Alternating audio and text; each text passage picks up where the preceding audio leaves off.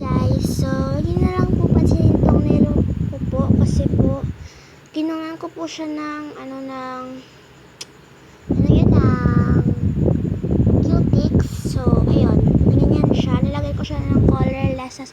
Ayan po mga itim-itim, ko lang po yan, acrylic paint. So kaya po tayo may gunting dito kasi may nakita po ako sa mga laruan ko.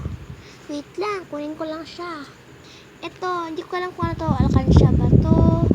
Kasi hindi naman coins yung laman, pero tingnan natin, tanggalin natin to guys, kaya wait lang. Tanggalin ko siya habang naka one hand. May time limit pa rin ako sa video eh. Hindi ko na paano yun matatanggal. Noon, wala naman eh. Oh my gosh, naawalan ko talaga siya.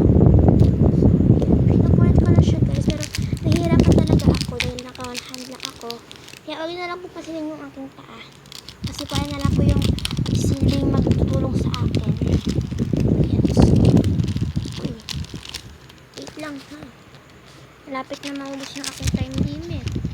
Ay, ayusin ko lang ito. Dito talaga ako matatagal ang aking time limit. So, wait lang. Pause ko lang itong video. Ayan. Last na lang ating. Ayan na. Natanggal ko na siya. Ayan na. Wala lang natin. So, ayan. Hindi ko na pinatay. Pero, ipit natin dyan.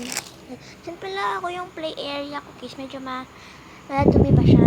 Medyo madumi siya sa camera. Pero, medyo malinis naman siya sa akin paningin. Kaya, at boba to girl. Ay! Ito para yung ginawa ko noon. I think, gumawa ako ng DIY boba surprise na pero matagalan, hindi ko siya nabuksan kasi nag-start na yung exam namin and nandun siya, ayan sa pinakailalim niyan, nandiyan ko siya nakita. Tanggalin natin to kasi wala na yung straw. May ginawa akong straw yan eh, pero wait, hanapin ko yung straw. Wala akong mahanap ng straw, so wala akong choice kundi ito na lang natin gagamitin. So, ipapasok ko lang siya dyan kasi hindi ako maka-content. So, wait lang. Ayan, so, tingnan natin. Ay, ang hirap. Wait lang. Dito talaga yung maubos yung aking time limit. Wait lang. Buksan ko lang to guys, gamit yung gunting. And I already opened it. So, tingnan natin. Wow! Ito pala yung hinahanap kong mga markers. Yan, mga markers. So, nakita ko sa inyo, i-organize ko siya kasi wait lang talaga. So, ayan po lahat ko nakuha. So, 5 markers, 1, 2, 3, 4, 5, 6, 7, 8 species, 1 mini stapler lang pala, and 2 hair clip, tas isang suklayan, itong, di ko alam kung ano, tas isang Coca-Cola.